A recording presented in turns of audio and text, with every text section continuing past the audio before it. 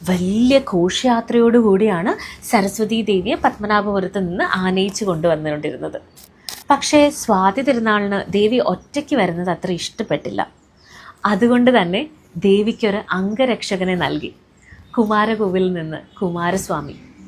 പിന്നെ ദേവിക്ക് മിണ്ടിയും പറഞ്ഞു ഇരിക്കാൻ ഒരു സുഹൃത്തിനെയും, കുണ്ടണിമങ്ക. അങ്ങനെ ദേവിയും കുമാരസ്വാമിയും കുണ്ടണിമങ്കയും കൂടി നവരാത്രിക്ക് 3 ദിവസം മുമ്പേ യാത്ര ആരംഭിക്കും. തിരുവനന്തപുരത്ത് എത്തിക്കഴിഞ്ഞാൽ സരസ്വതീ ദേവി പത്മനാഭസ്വാമി ക്ഷേത്രത്തിലും കുണ്ടണിമങ്ക ചെന്തിട്ട ക്ഷേത്രത്തിലും കുമാരസ്വാമി ആര്യശാല ക്ഷേത്രത്തിലും വസിക്കും.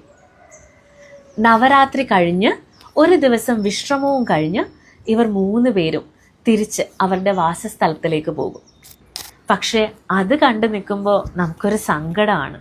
അടുത്ത നവരാത്രി ഉത്സവത്തിനായിട്ട് തിരുവനന്തപുരത്തുകാർ കാത്തിരിക്കും. സ്വാതി തിരുനാൾ ഒരു നാടോടി കഥയുടെ രസം നൽകാൻ